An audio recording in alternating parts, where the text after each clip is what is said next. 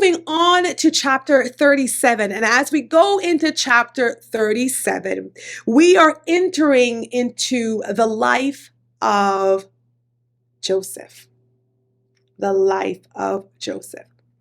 This is a part of the Bible that shows us so many things about the heart of God, about interactions with individuals, dynamics in family, and how when we truly trust God and allow Him to avenge us, He works things out in such a way that He is glorified and no blood is required at our hands. All right. So this is important for us to see the life of Joseph, what happens, and how God is staying faithful to the promises that He had made to Abraham, Isaac, and Jacob. All right. So you're with me. You're still with me. Breathe, take your notes. All right. Sink yourself into the narrative of the Bible and let's get into the life of Joseph. So Jacob is dwelling in the land where his father was a stranger. He's dwelling in the land of Canaan. And his son Joseph, remember this is his 11th child and Rachel's firstborn, the wife that he loved. And well, she's no longer alive. And Joseph is 17 years old. Joseph was a child that was much desired. Rachel wanted a child. Jacob wanted to give her a child because she was barren for many, many years. But the timing of Joseph's birth was by God's design. I wish I had the time to go into that with you, just to let you know and to encourage you that sometimes it looks like you're barren or that you're waiting forever for God's promise to come to pass. But His timing is perfect because He's not just thinking about you and your feelings in this moment, although He cares for you deeply, but He's thinking of the overall plan and how all the pieces work together. So Joseph did not come before the timing of God. He came exactly when God wanted him to be born, although Rachel longed for him for many years. But this was the timing of God because of the role that Joseph had to play in this whole scenario. He came when Jacob was an old man, and Jacob even calls him the child of my old age. And that leads him to have extreme fondness for Joseph, and he becomes Jacob's favorite, a clear favorite. So much so that his brothers can't stand him.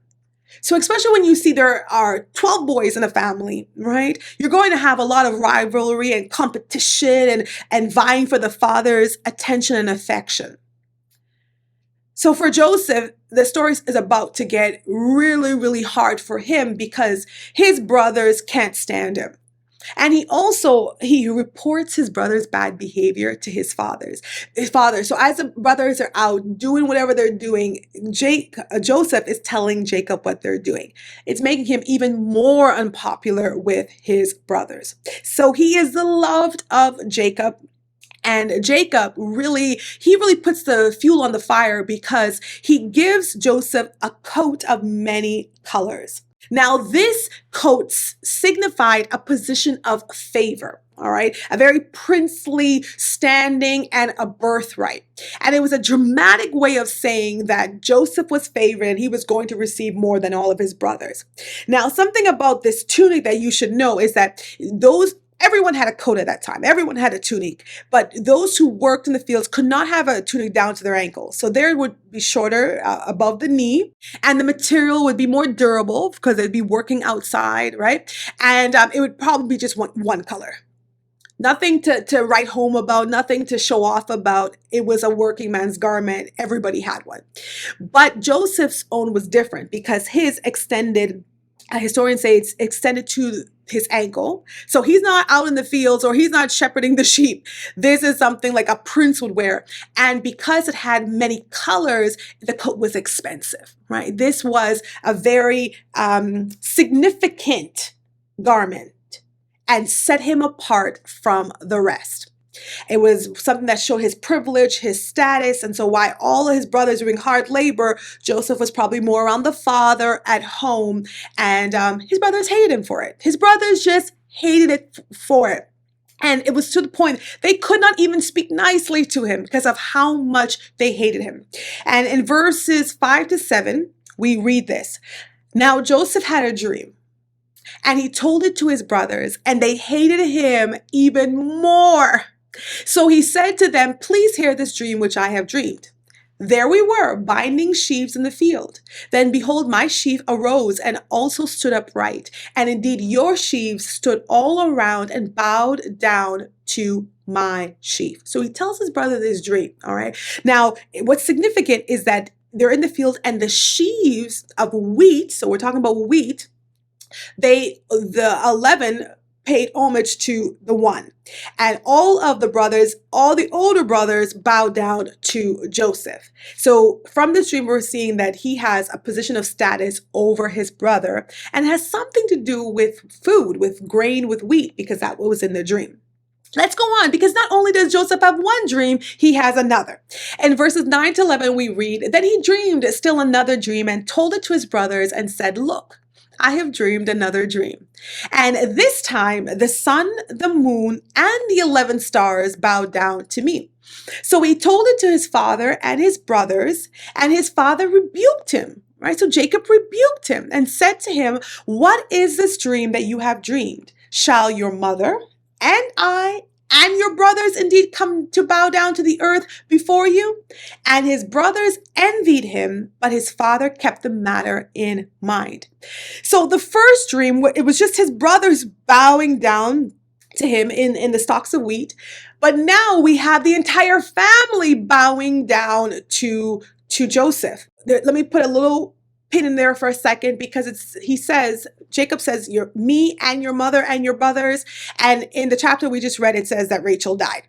So there are differences in interpretation. Some historians say that the mother that they're referring to is Rachel's handmaiden, Bilhah, who was like a surrogate mother to Joseph after Rachel died. Right, so that's one interpretation, and another interpretation is that this is not in strict chronological order. So perhaps Joseph, his mother had not died as yet. This portion seems to backtrack a little bit. Either way, what is represented here, you see that everybody in the family, even those who are supposed to be above Joseph, is going to bow down to Joseph and pay him homage. All right, so this is important. Now, this is something that's going to instigate more hatred for the brothers. They really can't stand him. They see the dreams, they see how it's interpreted. Even the father understands what it means. And so one day they're out feeding the sheep in the fields, and Joseph is sent by Israel, his father, Jacob, right? Remember, to meet them. So the father sends him to go and check on the brothers, make sure everything is okay with them. And he's looking for them, and he finally finds them in a place called Dothan. And here's what happens, right? They see the dreamer coming, the brothers, and they call him, oh, the dreamer is coming. They're mocking him, and just the hatred, because it has not been dealt with, because it has not been checked, it just starts to arise to the point where they decide, we're going to kill him. They make this plan to kill Joseph. But Reuben, who is the firstborn, he hears of the plan and he intervenes. And I want to read a couple verses to let you know what he says. He says, listen, let us not kill him, right? Shed no blood, but let's cast him into the pit, which is in the wilderness, and do not lay a hand on him. So they decide, okay, we'll go with Reuben's plan. We won't kill him, but we'll put him in a pit. So they strip him of his famous coat and they drop him into a pit. And the pit was empty, as the Bible says, and there was no water in it. And interestingly enough, when I read this, again, I was like, wow, it just shows you the heart of mankind, because they drop him in the pit and then they go and eat. They sit down to a meal. So this is just to let you know how hard their hearts had become towards Joseph and also towards their father. They're doing something they know that's going to bring their father great grief. So in all of this, the family dynamics is just horrible, right? But here's what happens, and we start to see how the story moves forward. After they sat down to eat their meal, they lifted up their eyes and they saw a company of Ishmaelites coming from Gilead with their camels. And this company was going to carry down their commodities to Egypt. So now the next brother, Judah, which is the fourth born, remember I said listen up for his name, he says to his brothers, what profit is there if we kill our brother and conceal his blood? Come, let us sell him to the Ishmaelites, and let not our hand be upon him, for he is our brother and flesh. And the brothers like, all right, that's a good plan. So they go and they take Joseph out of the pit and they sell him to the company of Ishmaelites who are going into Egypt. They sell him as a slave. And then what they do is they get a baby goat and they kill it and dip the coat of Joseph into the blood and take that home to their father Jacob. And they say to Jacob, do you know this code? Of course, Jacob's going to know the code. They should know it too. And when Jacob sees it, he is grieved. He's grieved so badly that Joseph is dead, his favorite, the son of his favorite wife. And he grieves so badly that no one can comfort him. No one can comfort. He's in deep, deep despair. So the company of Ishmaelites, the Midianites, they have gone to Egypt and they sell Joseph to Potiphar. He's an officer of Pharaoh and a captain of the guard. So historians say that he was the captain or the head of the Pharaoh's personal security group. If you've done any research or any reading into ancient Egypt, you will know that it was a force to be reckoned with. There was such a great amount of wealth in the land, and Pharaoh was like the most powerful king on the earth. And so his guard, the captain of his guard, Potiphar, he was close to Pharaoh and held a very important position. And Joseph is sold into his house, into Potiphar's house. Now remember, he's going from a son of position and privilege and all of that to be a slave. He's going from the land of his family with their customs, with their God, with their family, into Egypt, which he knows nothing about the culture, doesn't know the language, doesn't understand how it functions. This is going to be such a culture shock for Joseph. Such a culture shock for Joseph. And how he handles these hardships will let us know about his character. So we will see him continue on as he works in the house of Potiphar. But before I continue on to tell you a little bit more what happens to Joseph, I want to interject, as the Bible does with chapter 38, that tells us more about Judah. We just heard Judah tell his brothers, listen, don't kill Joseph. Let's sell him to the Midianites. And they listened to him. But the Bible interjects here a story about Judah that we need to know. All right. So Judah, of course, these are men that have gotten older, and he is Jacob's fourth born. He marries a woman, Shua, and she's a Canaanite woman. All right. So remember, they're not supposed to intermarry, but he does. And he marries this woman, is an ungodly, unwise marriage. And she gives him or gives birth to 3 sons, Onan, and Shelah. God has already said he does not want them to intermarry with the Canaanites. And we're seeing that because they're in the land, the Canaanite neighbors, they're starting to infiltrate the family, even though God said no, right? And when they come in with their customs, it starts to corrupt the thinking of the family of Israel. So the firstborn of Judah, he gets married to a woman named Tamar. Now, the Bible says, was wicked in the sight of the Lord, and the Lord killed him. He was wicked, the Lord killed him. So now Tamar, she is a widow. So the second son, Onan, was supposed to marry her so that he would carry on the name and the legacy of the brother. And so this is a custom that we'll learn more about in a few more books later on. But it is a custom that was put in there so that, the name of this first son would be carried on, but also the wife would have someone to care for her later on. If not, she would just be a destitute widow. So this is a thing set up for the benefit of the son who died and also for the wife. He is called now to marry Tamar. He goes into her and he sleeps with her, but he basically just uses her because he spills his seed or his sperm on the ground, ensuring that she cannot get pregnant. This displeases God, and he kills Onan as well.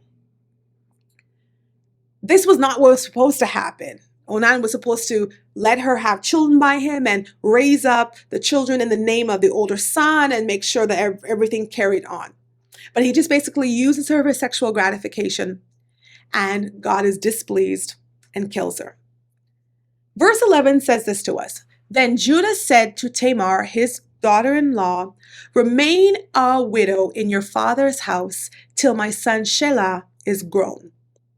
For he said, lest he also die like his brothers. And Tamar went and dwelt in her father's home. So basically what he does, Judah sends her back to her father's home. What she was supposed to do is give the last son to her because there was another son. But Judah's like, just in case this son dies as well, I'm not doing that. So he actually vows that he would give the last son to Tamar as the custom said that he should, but he continually delays the fulfillment of his dishonest promise. So he doesn't do it in the time that he should. And now Judah's wife dies. Shelah is grown. And Tamar hasn't received him as a husband. So basically, Judah has not fulfilled what his vow to her. So she devises a plan. She's in mourning because she's a widow, and she takes off her widow's clothing and she covers her face with a veil and wraps herself and sits in an open place. And this is a place where it's between cities and prostitutes sit there at times. And so Judah is going in a certain direction and he meets Tamar dressed as a prostitute, but he doesn't know that it's her. And she is sitting there and she's just waiting for him. She's waiting. She knows he's heading in this direction and she's waiting for him. So he meets her and, he wants to sleep with her. And they negotiate a price. What's the price for this service? They agree on a young goat. And to make sure that he pays the young goat, she wants to have some kind of security. And so she asks him for his signet, his cord, and his staff. Now, these are major things because a signet was a form of identification used to authenticate legal documents. It was something that once you used that to ratify, to prove that this is yours, this is what you have agreed to. And so this is not something that should be lost or used lightly. But whatever the reason, we don't know if the lust is driving him, Judah gives her these signs, these tokens, so that when he comes back again and he brings the young goat, he will retrieve them from her. So they sleep with each other and listen, she gets pregnant. She gets pregnant. After their interaction, their encounter, she takes off the prostitute clothes and goes back into her regular clothing and she resumes normal life. One of the friends of Judah goes with the young goat, right, to meet her in the place where she was, to give her what Judah had promised so that he could take what Judah had given her to hold in its stead. But when he gets there, she is nowhere to be found because remember, she's gone back to her regular life. And so she doesn't get the goat, but she has those important items from Judah. Well, hear this. Approximately 3 months later, the Bible tells us that Judah is told that his daughter-in-law is pregnant. And because he knows he has not given his son to her, it's a child by harlotry. So basically, she's out there sleeping with someone out of marriage and gets pregnant. So because that is also a no-no, he says, bring her to me and she's going to be burned. So she's going to get a harsh punishment for doing this deed. Read verses 25 and 26 of this chapter 38. Here's what it says. When she was brought out, she sent to her father-in-law, saying, by the man to whom these belong, I am with child. And she said, please determine whose these are, the signet, the cord, and the staff. So Judah acknowledged them and said, she has been more righteous than I, because I did not give her to Shelah, my son. And he never knew her again. So he realizes that those are his children.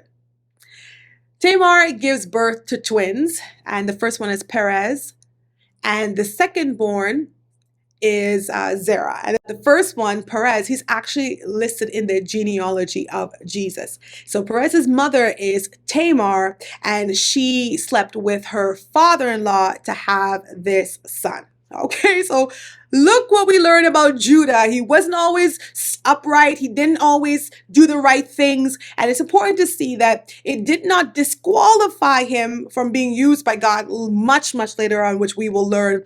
But just letting you know, look at what happened in his life and what came out of it.